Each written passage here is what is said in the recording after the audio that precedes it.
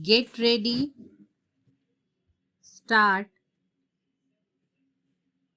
The 6-lane corridor project has attracted a lot of comment and some cynicism. Some have called it a dream, adding that dreams are not supposed to materialize into reality. I beg to differ. And yes, it is a dream, a 7,000-kilometer 6-lane corridor linking Silchar in the northeast to Saurashtra in the west and Kashmir to Kanyakumari is a magnificent dream, a dream for India. If you don't dream, how will your dreams come true? Questions have been raised about the financing involving 28,000 crore of rupees for a nation that saves more than 300,000 crore rupees per year, a country that imports nearly 28,000 crores worth gold largely for savings, has ample resources for several projects of this scale and dimension.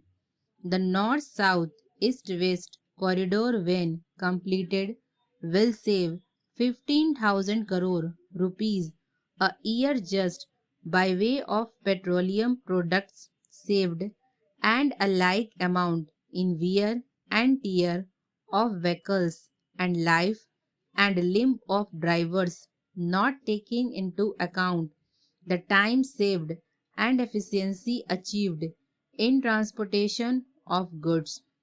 We have the will and the means and the technical know how to undertake this project, and it will move in the direction I outlined in a speech to FICCI. I would like to remind you that Bhakra Dam was viewed as an impossible dream in the early 50s. More recently, the tunnel under the English Channel linking Britain and France was considered both a technical and a financial impossibility. We will, in the near future, create financial instruments to channelize your savings and investments in this grand development project. There are enormous employment and investment opportunities in India's information technology sector, which is the fastest growth segment of India's economy. My government is committed to speeding up its growth. The first report of the National Task Force on Information Technology and Software Development, containing 108 recommendations, has been accepted. Many of the recommendations have now been notified. They will remove the bottlenecks that had constrained this sector from growth even faster. The second report, devoted to strengthening India's hardware sector, is with the government. It will soon be considered. The recently announced policy for Internet service providers, probably the most liberal in the world, will add momentum to India's IT growth in the country. Telecommunications is a vital infrastructure for the development of the economy. We have taken a series of measures to open this sector for private investment and provide a level playing field. We shall announce a new telecom policy soon to achieve a quantum jump in this sector. The Global Mobile Personal Communications Service has already been permitted, and the Iridium project has been launched on November 1st as scheduled. It is worth nothing that out of 4,000 crore of rupees foreign direct investment inflow in telecom since 1991. Almost 50% has come during this year. This is an indication of the immense investment opportunities and the improving investment climate in this sector. Government has often been criticized, and rightly so, for being long on policy pronouncements and short on implementation. We shall endeavor to correct this imbalance.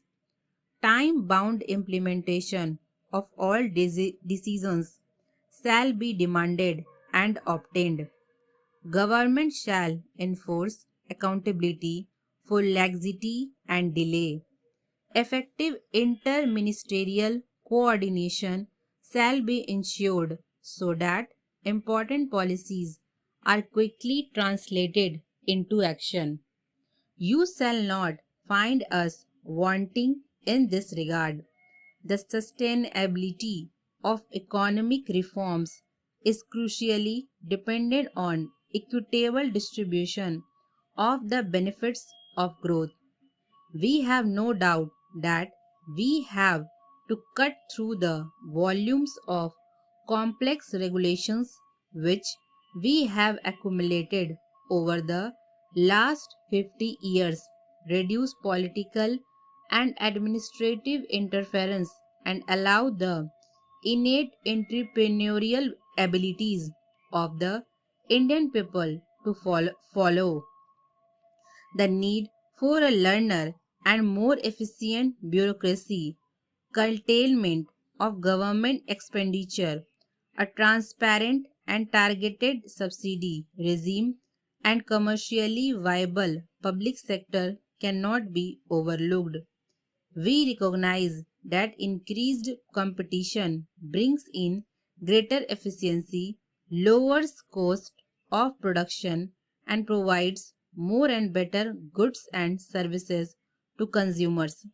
However, the government also appreciates that a more market oriented and less regulated regime does not imply an abdication by the state of its responsibility towards the poor and the disadvantaged.